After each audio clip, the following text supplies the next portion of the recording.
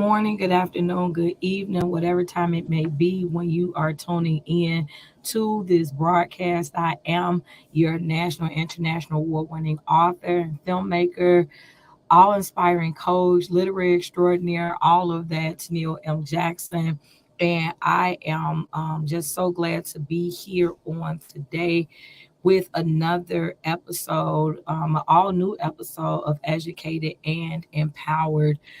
It has been a while since I've been on, but I just wanted to come on because there are some things that I want to definitely talk about. And so, as you guys come on, again, you already know for those of you who will tune in live, you know the protocol, which pretty much is to say hello, so that way I can speak back, and then make sure that you like and share the video. But today, you all have seen what we're talking about today. Um, we're talking about a few different things. Actually, we're going to be talking about affirmative action. We're going to be talking about Roe v. Wade again, the overturning of that, and then really what comes next. And so, I want to say, like what I put on here in terms of let me do one quick thing. Hold on. See if it is possible. Let's see. Y'all give me one quick second as you all are coming on. Okay.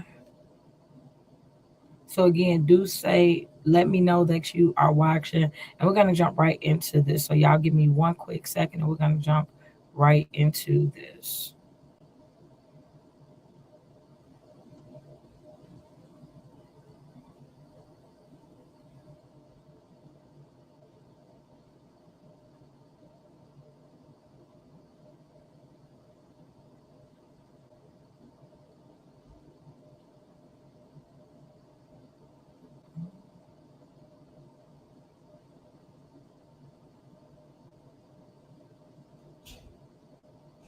I'm sorry, guys. I am trying to.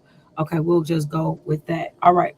So I don't know whether or not you have heard, but there has been a new development that has actually happened today. Hasn't been that long ago, that the Supreme Court has struck down affirmative action, and this is mainly as it pertains to University of North Carolina or UNC and Harvard.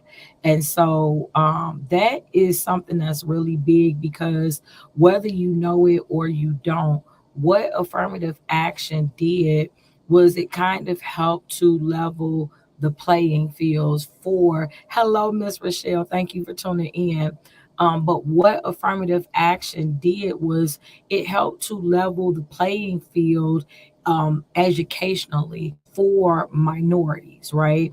Because what we know is that many times blacks, and again, blacks and browns, we were not given equal consideration for college. Like once the powers that be were aware of our race, then what happened was many times that would be the factor that would ensure that we would not be accepted into colleges. Hello, Mary.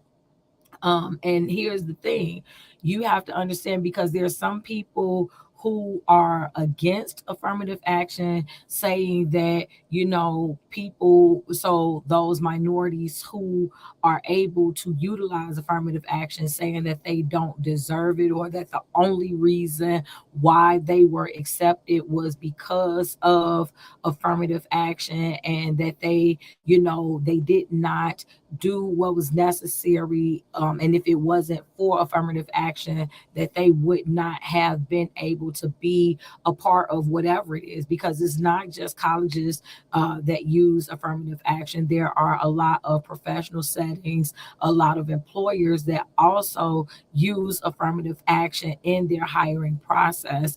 And so, again, what the breaking news is today is the fact that you have the Supreme Court who has now struck down the use of affirmative action in collegiate programs, specifically to Harvard and University of North Carolina. And so, what we have to understand is the implications of this, right? Like, it's so crazy.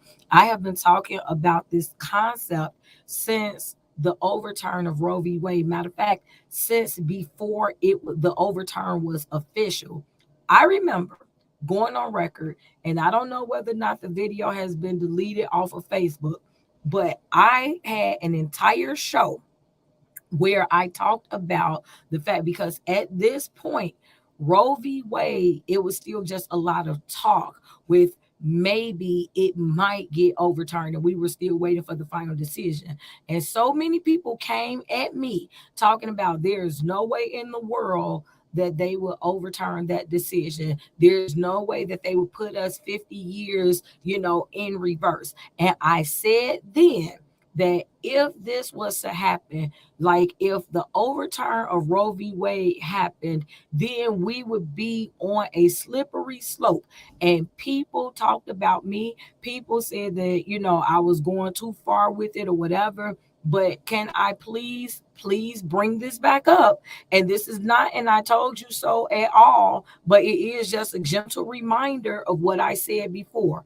You have to understand the way that the law works. You have to understand the way that legality works. Everything is based off of precedent.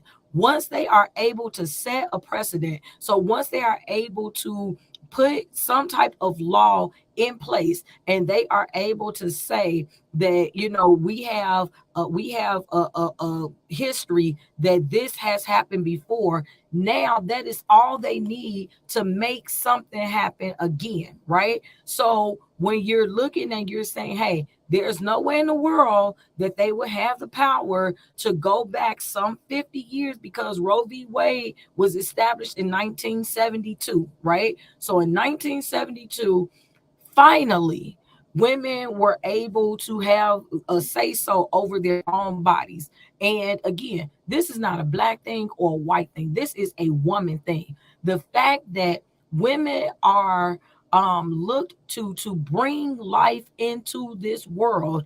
However, we are not even treated with enough respect to be given the say so over our own bodies, right? So for all the way up in time, up until 1972, we were not able to decide for ourselves whether or not we desired to bring life into this world. Now, let me stop right here and say that me personally, to Tennille, myself, I am not for abortion, right? However, I am strongly opposed to the overturn of Roe v. Wade, because as much as I am against abortion, I am that much more against taking away the freedom of choice. Like, it should be a person's decision what they want to do. And so then initially what was being said was, okay, well, it's not that bad, or they that abortion would still remain legal if in case of incest or rape. But if you have been doing your follow-up, you will see that that is not the case in many of these states. Now, abortion is 100% illegal, regardless as to how the mother conceived. If she is found pregnant, and if she tries to have an abortion in one of these states that has changed the law, then she and those parties who are assisting her in the process will be found guilty and can be punished. Now, here it is again, specifically in the case of rape, incest, or any other traumatic situation, that this woman has to already live with the pain, the trauma, everything that she had to endure in order to become pregnant. And now the state, basically, whatever state she's from, wants to rape her again, wants to punish her again. So it's not bad enough that she's been traumatized. It's not bad enough that she has been a victim. It's not bad enough. No, because now the moment that she conceives a child, according to the law, she basically doesn't even matter anymore. Now, once she gets pregnant, who cares anything about her? She's not a person. Her feelings don't matter. Nothing about her matters. But in the same breath, you expect her to be whole enough to go 9 months to bear this child, to give birth to this child. Like everybody who is pro life. So everybody who believes in, oh, it doesn't matter about the mother. All we care about is making sure that the baby's life is given. How do you think, what type of condition do you think that this mother is going to be in if she was pregnant as a result of rape? Do you really think she's going to be mentally stable enough, emotionally stable enough to go ahead and have a child? Carry a child for 9 months, because the solution for all of these pro-lifers is, oh, well, she can just wait and she can just give the baby up for adoption if she doesn't want to have the child. Okay, so many of these people are probably men who don't have to even have to carry the child at all, know nothing about pregnancy. But then even the women who may be mothers themselves, like for me, I just feel like that is really a slippery slope. And I said this last year before it was official. And I have to go back and give context, because we come to this day, and I'm trying to tell y'all this is not the last day that we are coming to in the way that these events are unfolding, right? I told you guys last year, I said, I'm telling y'all right now, if they reverse, overturn, whatever words you want to use, Roe v. Wade, if they do it, I promise you it is going to be the beginning. It's going to be just the beginning of more to come, right? Because here's what you have to understand with precedent. Now they have, with overturning Roe v. Wade, and again, regardless of what you feel about it, whether you are pro-life or pro-choice, regardless of how you feel about it, when they went back and they overturned something that was established 50 years ago, now precedent has been established, right? So if we go into, let me pull up real quick. Let me see if I can. I want to pull up when affirmative action first went. Well, affirmative action. Um, let's see, established. Let's see. So listen to this. So Roe v. Wade, and I'm needing y'all to catch the pattern here. I need y'all to catch what I'm putting out here. Roe v. Wade initially happened 1972. So in 2022, some 50 years later, they went back to overturn that decision. So here it is on September 24th, 1965, right? So this is almost 60 years ago. President Lyndon B. Johnson issued executive order 11246, prohibiting employment discrimination based on race, color, religion, and national origin by those organizations receiving federal contracts and subcontracts, right? So this is, so hold on, it says a policy of affirmative action dates to the Reconstruction era in the United States from 1863 to 1877. It says current policy was introduced in the early 1960s, which is what I just read you guys for 1965. So please pick up what I'm putting down here. Specifically, if you are a minority, please pick up what I'm putting down here. It started with women who from the origination was always considered minorities, right? So women were always looked to be inferior to men. If you're a black woman, forget about it. You got a double negative against you. Okay. So now they've already established a precedent to say, okay, women, you don't have a voice anymore. It don't matter what you say about your own body. We have more power over your body than you do. Okay. Fast forward the year later, now they're saying affirmative action, we're going to revoke that because who cares that minorities are not getting equal treatment? Y'all just so forget about all of the slavery and everything else. What affirmative action, the purpose of affirmative action was again to try to help level the playing field because minorities were not getting a fair shot, especially at prestigious organizations, whether academic or employment organizations. They were not getting a fair share solely because of the color of their skin, right? And then obviously you come in with race, you come in with religion, and now it's like even with sexual orientation. So it includes more where pretty much affirmative action is saying that you cannot be discriminated against for these factors, right? So for many people, affirmative action stepped in and helped them not get not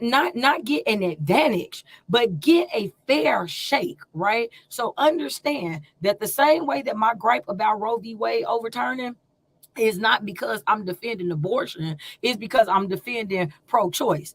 Same thing. I am not trying to say that affirmative action should grant an advantage to anybody else, but we should definitively have a level playing field. And fact is just fact. When you are looking at a lot of these conservative organizations and institutions, a lot of times green is what matters most, and then next to green is the color of your skin. And if you're a little bit darker than cream, then you're not going to get a fair share in many instances. So now, again, minorities look up, listen up, start reading and figuring out some stuff on what you're gonna do because now, like I say, for now, they announced it as it pertains to University of North Carolina and Harvard.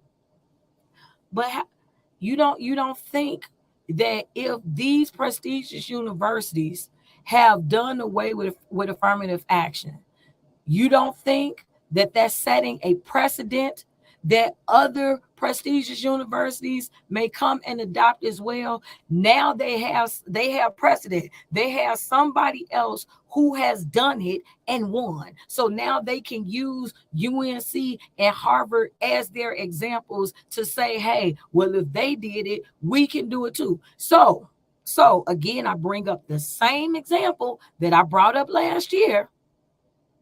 Can y'all not see what's happening? Like when I was talking about that overturning slavery ain't too far away, people laughed at me, talked about me, said I was being preposterous. There's no way in the world that would ever happen. Are you sure? Did you think last year that striking down affirmative action, did you think that that was possible? I I don't understand how you can't see that 2 plus 2 equaling 4 all day long. I don't understand if you how you can't see the writing on the wall. Like if you look at, let's go to Florida, shall we?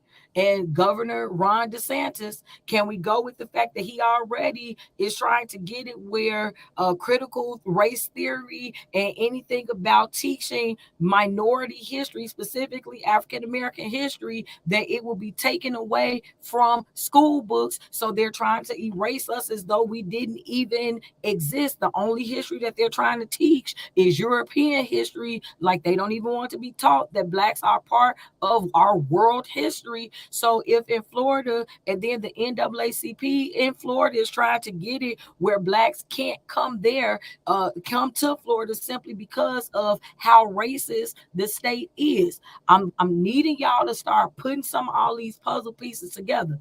How much longer do you think it's going to be before some conservative throw out the idea that reversing slavery ain't such a bad idea? Well, if y'all allowed it to put women in their place, right? Because women, we're nothing, basically. That's what y'all saying. We're not even intelligent enough to make our own decisions because everybody want to believe that everybody, the only reason why people just out here having abortions is because they were having irresponsible sex. Nobody wants to believe that maybe that woman has a medical condition. Nobody wants to believe that maybe that woman got raped. Nobody wants to believe that maybe that woman's father was doing something to her, or her uncle or her cousin or her brother was doing something to her, and maybe she don't want to have a child that's also her sibling, a child that's also her relative. No, because women are not intelligent enough to decide for themselves what they want to do with their own bodies. So the government has to step in and tell us what to do with our own bodies. So y'all don't see that the same way, the same mentality used to say that women ain't intelligent enough to make their own decisions. You you still thinking that it's really far-fetched that slavery can be overturned? You still thinking that's far-fetched, huh? You still thinking that, oh, there's no way they can go back that far to overturn slavery? So they went 50 years back to overturn Roe v. Wade. They've gone officially 60, was it 58 years to overturn affirmative action. You don't think, you still think it's happenstance? You don't think it's a reason, and it's a bigger picture in mind? Call it a conspiracy theory all you want to. All I'm telling y'all, y'all better get yourselves together, because for everybody who don't see it being not a problem, and oh, it's not a big deal, because it's always not a big deal until it is. It don't never matter until it does. Well, because they ain't coming down your aisle, so the men could care less about Roe v. Wade being overturned, because they not being pregnant. They ain't got to go through what women got to go through. And like I say, for the women who are lined up being pro-lifers, is really blowing my mind, because again, I understand the one thing that I don't like about this whole situation with Roe v. Wade. I do not like how they connect, because you are for choice, because the issues to me is not, it shouldn't even be about whether or not you're for abortion. It's whether or not you're for freedom of choice, because every human being should have the right to choose whatever they want to choose. And again, I say, from a biblical foundation, God does not force himself on us, the creator of all. And again, this is really for all of the believers who are so big on saying, on trying to put people in hell because they have an abortion. Like, here we go again, big sin, little sin. So the killing of a baby, that's really a sin, but you laying up with somebody else's husband or wife, we ain't gonna talk about that. I guess that's excusable. The killing of a baby, that's a huge sin, but you cheating on your taxes, that's something different. Like, here we go with this big sin, little sin thing that kills me. But for those of you who believe in God, God does not force himself on us. He does not force us to choose to serve him, to worship him. So if the creator of all grants freedom of choice, who are we?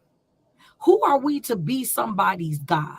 Who are we to tell somebody? And keep in mind, ain't none of y'all that's so pro-life, ain't none of y'all helping none of these women that you forced into this situation. Ain't none of y'all going to a house, helping to raise a child, buying a diaper, buying a piece of clothing. You ain't giving them no food. You ain't doing nothing but putting them in the corner and making it be, oh, this is the choice that you got to have. Oh, I ain't gonna help you.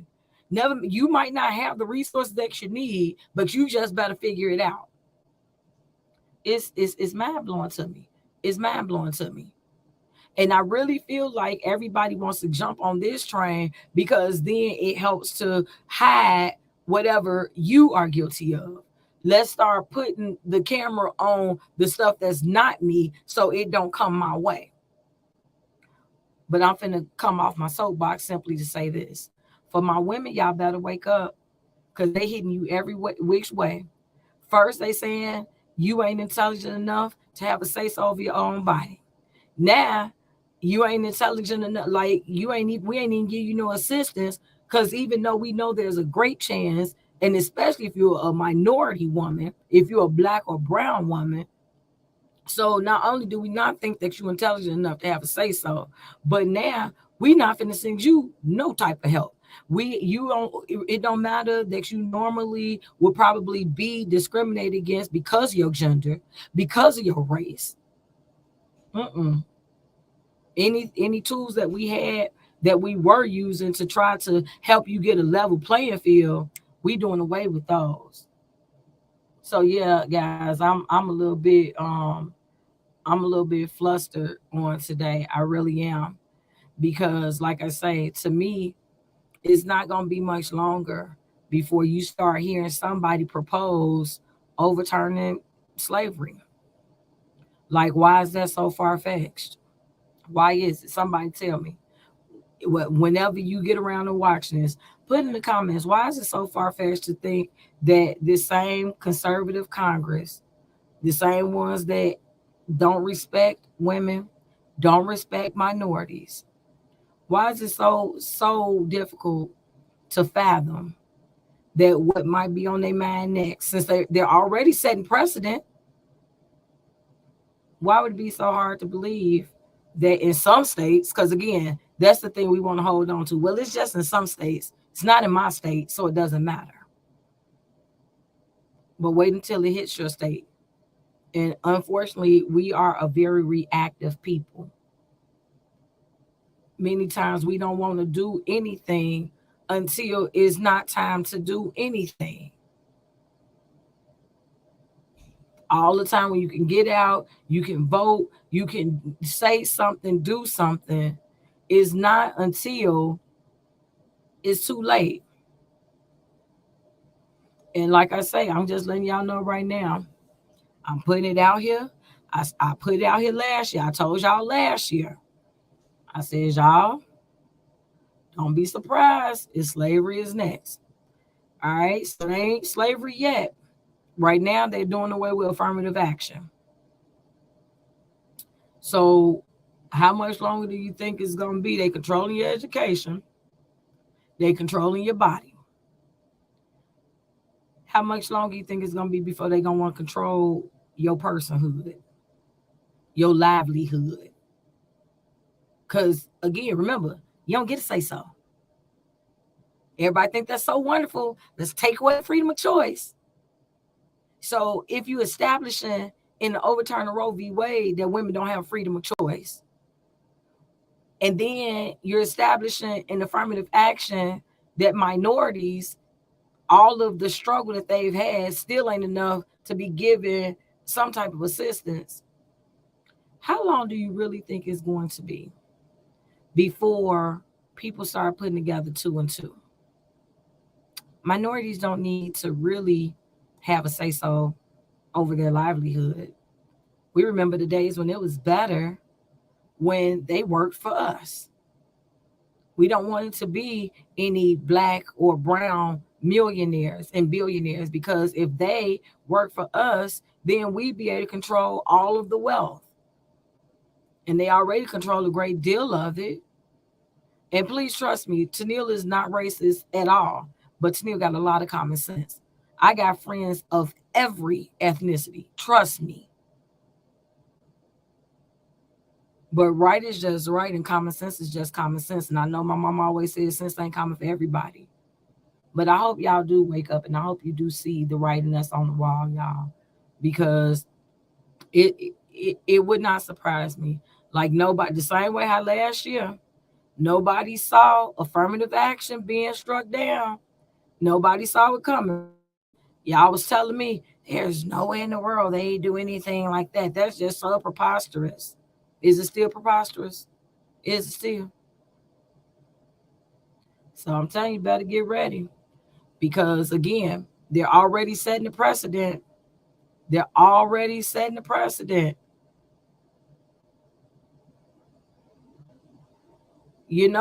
Tanya, I hope, because here's the thing with what you're saying. Tanya says the God we serve will shut down all the corporate bullies, and small businesses will be popping up all over the country if we would just take care of one another, support, shop, and respect each other. We would prosper no matter what.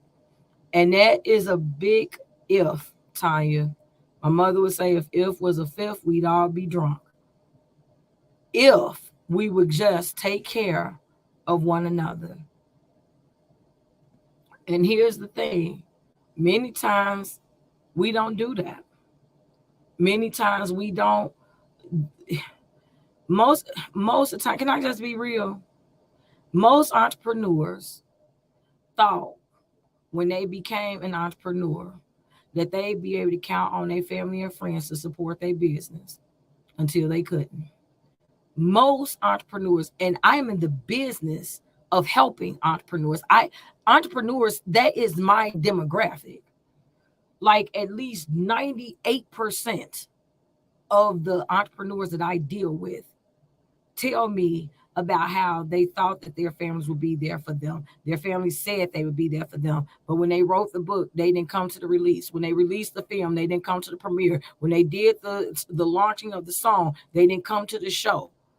When they had their, product launch, family members didn't buy a t-shirt, didn't buy a cup of tea, didn't buy whatever. If we would just take care of each other. So we're already establishing that we already know that all the time the people that you are related to by blood doesn't equal your support system. And Tanya said that's how we all met. We all became the family that we needed. Absolutely. And so we have to understand, we got to make sure that we're looking at things for what they are, y'all. Don't be so blinded and so naive to believe that there is no way possible that this could happen. What you should be asking yourself is, what are you going to do if it does happen? People thought there was no way possible that a lot of these big major corporate stores, how many of them folded during the pandemic. Nobody saw that coming. There's no way in the world you lose some of these major stores, right? Until you did. There's no way that Roe v. Wade would be overturned until it was. There's no way that we're going to get rid of affirmative action until they are. So it's just, again, I'm not going to stay on here long, y'all. But I just want to put something on your mind. Again, this is educated and empowered. That's what it's all about. Educating you on some things that maybe you didn't know, because, again, this reversal, it just happened today. Y'all know I ain't been on for a while. But as soon as I saw it, I said, you know what? In the name of educated and empowered, I have to bring this to the light. We have to talk about this. And so what I'm hoping, I know life is life and for everybody, right? But sometimes you got to stop long enough with what's going on with you, hold your head up and look around and see what's going on around you. Because while you working so diligently trying to make sure that everything for you is set, if the world around you is steadily changing, you got to be able to make that adjustment along with it. And that's what happened with many of these corporate stores. They did not foresee that for almost a year, the world would be extremely digital. And they were not ready for that change.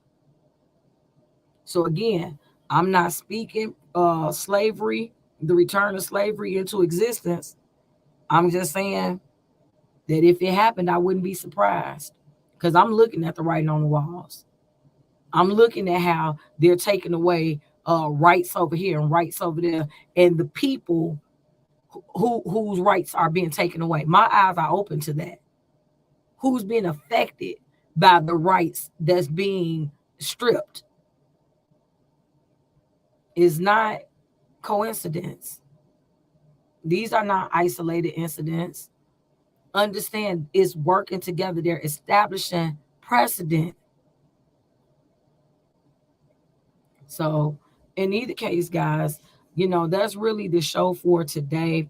Like I said, I want to come on, not come on long, but I just wanted to kind of establish what I was talking about today with educated and empowered. Look, I got a lot of different things that's going on. You all will be seeing me, a lot more, well, a little more.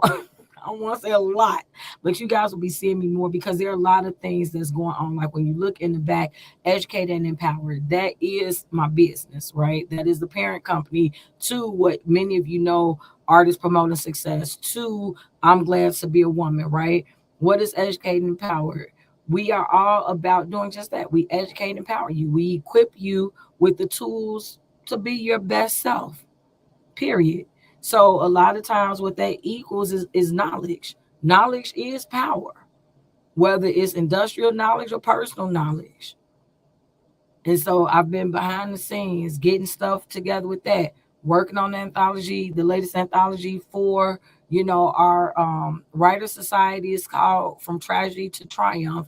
That'll be released at the Awards Gala, which is Thursday, August 24th, the seventh annual APS Awards Gala. Working on that. I am behind the scenes working on not revamping, but inspirational talk with Tennille.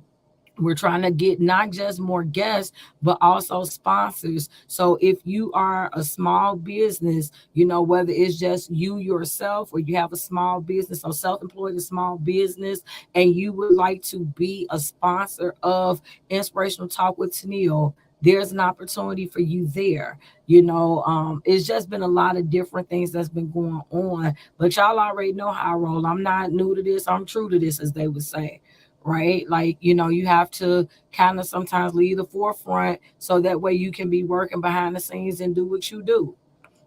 And so, again, if ever anybody needs some literary coaching, that's what I do. Life coaching, that's what I do. We do personal coaching, professional coaching, group coaching. We do it all. And so, like I say, just been working on that. Speaking engagements, a lot of things, just constantly building the brand. So just because you all may not see me live as often as you used to, don't mean that I'll slow down at all. Still working, still doing what I do, doing my best to, number one, educate and empower others, and number two, provide platforms for all of my independents, helping them with their business, helping them to get the word out, helping them gain more exposure. And so if any of you need help with any of that, please feel free to, connect with me, because that's what it is that I do. That's what I do professionally. And if any of this stuff that you've heard me say, if you liked it and you want to support me on any level, you can either send some stars my way, you can cash app me at I am EAE, or you can send a Zelle to info at educated and empowered the number 2.com. Whatever you like to donate is always appreciated, right? And so again, don't forget that I also have an educated and empowered coaching community here on Facebook that I have to get back and revitalize that, right? Like there are always some people that need help. Maybe some is short term, maybe others are, longer term, but never give up on your dreams. Never give up on the things that you want to do, even if you may not have the community that you thought you would have. Do understand that there is always a community that is out there for you. And I am here to help you not just find that community, but establish a presence with that community. So, in either case, guys, that is my show for today. Thank you all so much for tuning in. And if you're not already doing so, please follow me at My Name is Tennille across all forms of social media. I would appreciate it. Still have my Educated and Empowered podcast. Just again, it's a plethora of things that you can do to stay connected. But again, you can feel free to go to the website, which is Educated and Empowered, the number 2.com. So that way you can see everything that we have going on. But again, I say that is the show for today. I'm so grateful for everybody that tuned in. And don't forget, if you do inspirational, if you go to what is it, educated and empowered.vhx.tv, that you can view my documentary, The Four Eyes of a Black Man, and the award-winning, right, national and international award-winning documentary, The Four Eyes of a Black Man.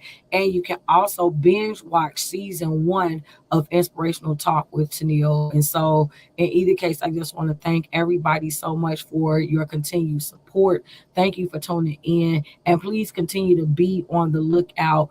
As again, my name is Tennille. I educate and empower. And through educated and empowered, we are equipping you with tools necessary to be the best version of yourselves. Thank you all so much for tuning in. And until next time, you guys stay empowered.